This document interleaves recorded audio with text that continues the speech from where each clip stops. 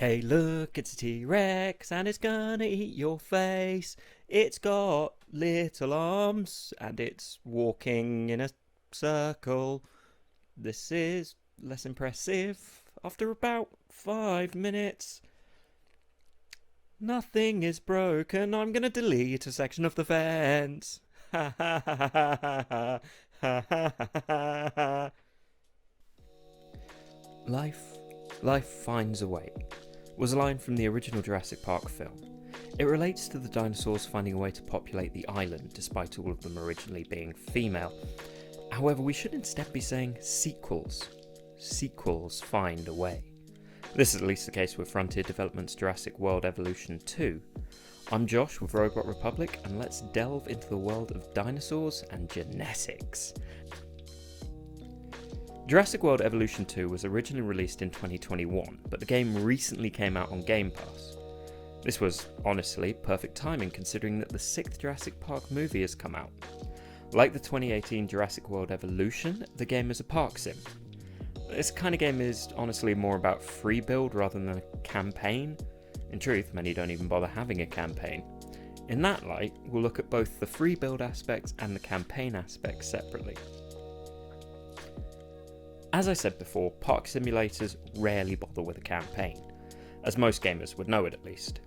Jurassic World Evolution 2 does have one, well, two in fact, but it feels a bit disingenuous to call them campaigns, as they are more like glorified tutorials.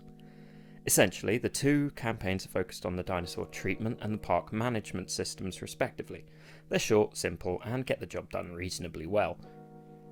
The first campaign focuses on the idea of dinosaurs being out in the real world, like the new movie, go see it in cinemas, and the player will need to capture them and safely contain them. It allows players to experience travelling through large environments and seeing the dinos interact with the world. It'll also teach players how to build enclosures, train scientists, and go on missions to capture new creatures. It's entertaining enough, but there's nothing particularly creative here, especially in a world where they made literal dinosaurs. The second campaign is more focused on the park aspects and dealing with dino breakouts. It follows the plot of the original movie, at least in concept.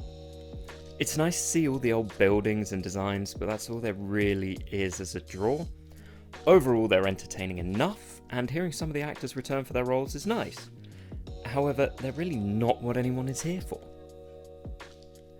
Free play is exactly what it sounds like. Players can set several parameters and then work to build the best park they can.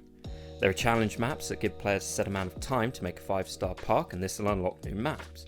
And then a simple build what you want open game. The mechanics all work well enough for these modes, and the parameters and challenges mean that no two games will feel the same. At first. Now, this might seem like it's all a bit bare bones. Paleontology joke. At least in terms of content. However, I sat there for hours building only a fraction of my park and didn't realise how late it was until I finally checked the clock. The game has a way of drawing you in, but that isn't to say that everything is ideal in this paleo world. There are some issues with the mechanics of the dinosaurs, namely in what they want and what they hate. For instance, the game is bad at explaining each genus of animal when it comes to compatibility, and there's no way to check on the fly when getting new captures in. Jurassic World Evolution 2 is also really bad at explaining some of its mechanics, and what units need to do what. Here's an example. You need to photograph a dinosaur with rabies to cure rabies. That's fair enough, but the game will never tell you that you need to use a medical van to take a photo, despite the Ranger Jeep being the main photographic vehicle in the game. It's a small complaint, but it adds up to a decent level of frustration. Visually, the game is impressive. But it's hard to see the difference from the original game. The dinosaurs still move organically, and it's still enjoyable to zoom in on them and just watch them for a while. However, there's nothing truly spectacular, and the dinosaurs don't do anything exciting other than occasionally attack a goat. Or person, sometimes fences fail, sue me. The environments are nice and varied, and a fully built park is impressive to see and explore from the back of a Jeep. It's just a shame that, what with the game being so visually similar to the films, the music doesn't follow a similar trend.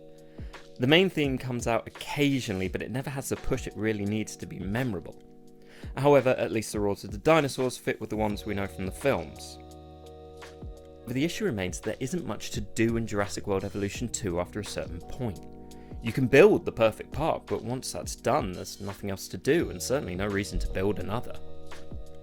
The game tries to tease the danger of the dinosaurs escaping and storms and just general havoc wreaking, but it's never really an issue, and it isn't that entertaining when it happens. Shamefully, there really isn't anything here that is different enough from the original game, and little enough reason to replay it. However, it is entertaining enough for a few days, and heck, if you already have Game Pass, then there are a few better ways of passing a bit of time. Or just sing the theme song to yourself over and over 100 times while wondering if you realise that, while you could, you're not entirely sure if you should. If you enjoyed this video, why not give us a like, subscribe, it always helps the channel, and we have other videos coming out continuously that's always worth a watch, as well as other reviews, streams, everything you need. Have a nice day.